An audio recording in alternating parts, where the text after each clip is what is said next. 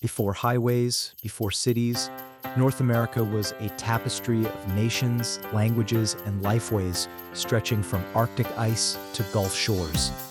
What most textbooks skip is not mystery, but complexity.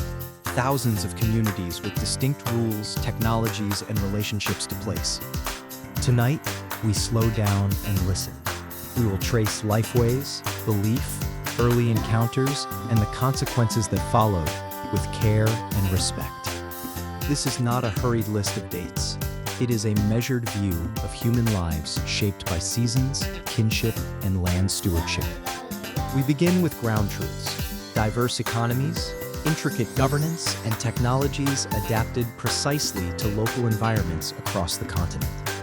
Listen now as we step back centuries to the everyday rhythms that sustained communities long before European maps redrew the world. Many groups cultivated crops like maize, beans, and squash in careful cycles that renewed soil and supported dense, organized communities.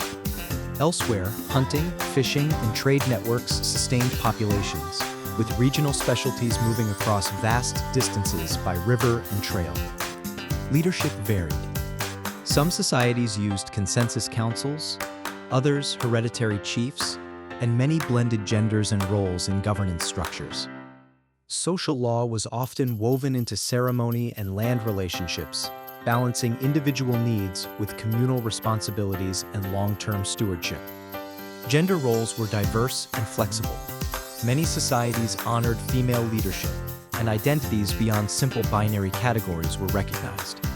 Children learned through participation, apprenticeship, and oral teaching, passing knowledge across generations without the written paper of modern schools. Spiritual life was often inseparable from natural knowledge. Ceremonies marked seasonal shifts, births, and harvests with deep ecological insight. Elders preserved botanical knowledge, astronomy, and weather signs, passing practical science through stories and careful observation. Land management techniques, like controlled burning and rotational harvesting, shaped resilient landscapes and supported biodiversity across regions. Art, song, and oral law encoded history and ecological practice, creating living libraries of knowledge accessible to every generation. These practices were adaptive, evidence-based systems shaped by observation over centuries, not static relics, frozen in time. Respect for reciprocity governed human relationships with animals, plants, and water, a principle that guided sustainable choices.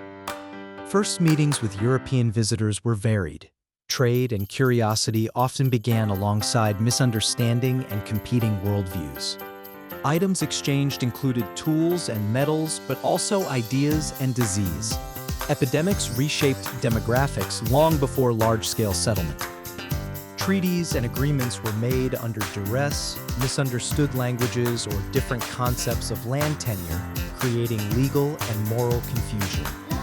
Colonization accelerated displacement, and enforced policies disrupted education, languages, and family structures, causing deep cultural loss.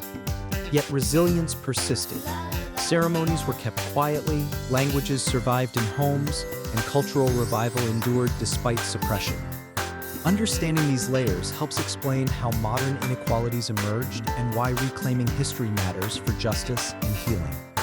Today, nations and communities assert sovereignty, revitalize languages, and reconnect land practices with modern conservation goals. Museums and archives are being reshaped by indigenous voices, returning stories and artifacts to the communities from which they came. Education that includes native perspectives changes how history is taught, offering fuller context and a truer sense of continuity. Honoring treaties, supporting language programs, and listening to indigenous leadership are practical steps toward repair and shared futures. This history asks us to broaden our timelines and recognize the living cultures that persisted through loss and continue to renew themselves. As you rest, hold this truth. Native histories are not ancient footnotes, but ongoing stories of resilience, knowledge, and belonging.